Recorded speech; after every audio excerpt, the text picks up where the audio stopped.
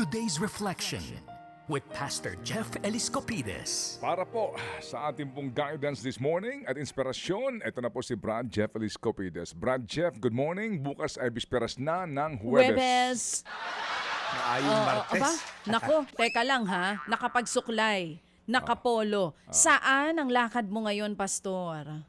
Yan. Thank you, Ate Bell of Bench Fix Serendra para sa Naks akin naman. Oo. Asan ang lakad mo ngayon, Pastor? Bakit ayos na ayos ka?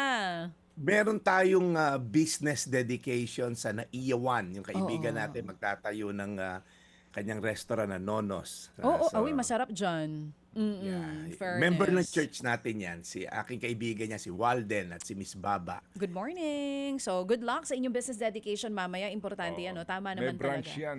Saan? Oo. Nonos? Hindi. Marami. Yes. Hindi.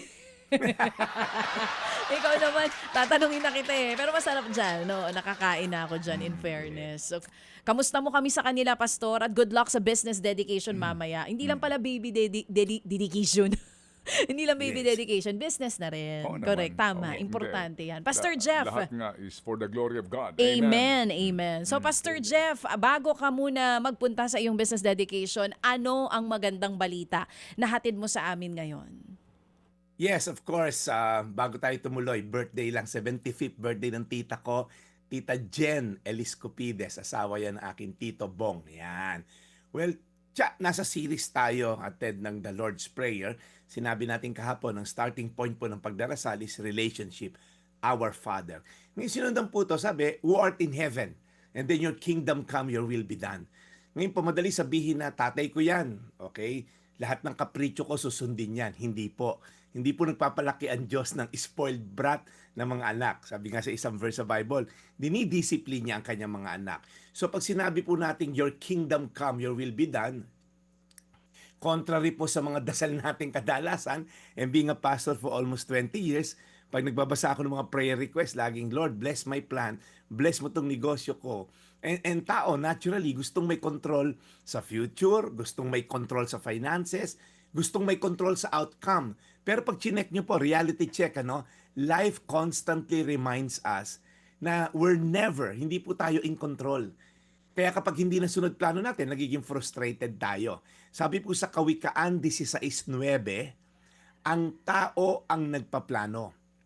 Ngunit nasa Panginoon ang kaganapan na to. So sabi sa English, many are the plans in a man's heart.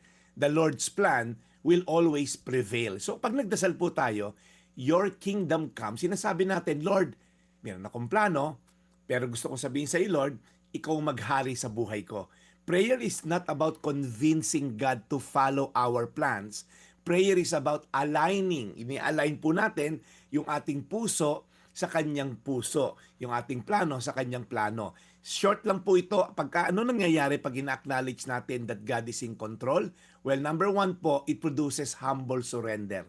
Kapag na-realize natin na si God is in control, nawawala yung ilusyon na tayo may hawak ng future, tayo may hawak na outcome. Natural sa tao gustong maging in control, pero maraming beses pinapakita sa buhay natin na hindi tayo po in control. Instead na sabihin mong, ganito plano ko, sabihin natin, Lord, ikaw ang mag-guide ng aking plano at naway ma-align sa plano mo. Pangalawa, it produces peace in the midst of uncertainty. Ibig sabihin po, marami po sa anxieties natin galing sa feeling natin na kasalalay sa atin yung outcome.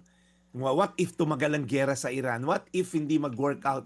Ang dami nating what if. What if hindi lumipad yung negosyo? But when we acknowledge that God is sovereign, we remember something is important. God always sees the future and He is in control of the future. Sabi po, He is the Alpha and the Omega. And lastly po, pag in-acknowledge natin God is in control, it produces faithful obedience. Ano yung sabihin nun? May ibang tao kasi iniisip kapag sovereign si God, hindi na ako magtatrabaho, wala na pala akong role. Hindi po. When we know God is in control, it motivates us to stay faithful. Bakit? Because even when we don't see the result, yet God is still working. Alam natin, ang ending na to, ikabubuti ko. Ang ending na to, mag-glorify si Lord. Kaya po again, gusto ko lang kayo encourage. Pag sinabi po natin sa dasal natin, your kingdom come, your will be done, we continue serving God faithfully, we obey Him even in difficult times, and we have peace in the midst of chaos. God bless you po. Ito sabi sa Kawikaan 16:9, ang tao nagpaplano, ngunit nasa Panginoon ang kaganapan nito. Tayo po'y manalangin, Panginoon, sinusurrender namin, Lord, sa iyo ang lahat ng aming plano. Alam namin, Lord, maganda. Minsan, ang ganda ng aming pinag-aralan, ang ganda ng aming mga natapos sa kolehiyo, nag-masters, nag-PhD. Minsan, Lord, feeling namin, di ka na namin kailangan. Mas alam namin takbo ng ekonomiya kaysa sa'yo. Mas alam namin kalakaran ng krudo kaysa sa'yo. Pero Lord, ultimately, ikaw ang may control. Kaya mong i-turn around ang sitwasyon overnight. Kaya mo, Lord, baguhin ang aming sitwasyon sa iyong tamang panahon. Kaya, Lord, tulungan mo lang kami, Lord, mag-trust sa timing mo, mag-trust, Lord, sa mga delays mo, because pagka may ganun, Lord, kaming tiwala sa iyo, ikaw, Lord, ang bahala sa amin. Because you're the Alpha and the Omega, the beginning and the end. Ikaw, Lord, ang may hawak na aming future at sinasaalang-alang namin to sa iyo sa pangalan ni Jesus. Amen. Amen. Panginoon, muli salamat po na marami sa araw na ito. Sa panibago pong aral na amin na pakinggan mula kay Brad Jeff, continue to bless him and guide him sa kanyang pagmimisyon. In Jesus' name we pray. Amen. Bless you, Brad Jeff. And again, thank you sa ating aral na napakinggan today na hindi tayo masyado ding mangamba sa future. Although, sorry po, tao lang. Bagamat itong mga bagay nga ngayon, wala tayong control bilang isang bansa na umaasa sa imported na petrolyo. But definitely po, God is in control. Amen. Yeah. Let's do our part po. Hindi ibig sabihin magiging petics tayo. We're gonna do our part. Ted and Cha is doing their part. We're gonna do our part. But at the end of the day, si Lord po talaga ang in control ng future. Ted? Sige. Thank you very much. So Brad, na magbibisikleta ka, papunta rin sa Naiya. Maglalakad ako, Brad Ted. Bukas pa yung dedication eh. So, Okay din to. Magaling din ito. Sakto. Sumaluan. Pwede ka makiligo dun sa nagpagasolina ako ano. kagabi. Parang gusto ko mag-back out eh. Oh, ayun lang. Oh, good luck sa iyong walking, ha? Oh, sana di ka masyado mainitan. Good for the heart Sige, naman Brad yan. Ted at Cha. Yeah. Oo. Sige. We'll keep you posted. Ito po yung Daily Brad. Your daily dose of inspiration. And serving the people, Brad Jeff Eliscopides sa ating pong The Daily Brad.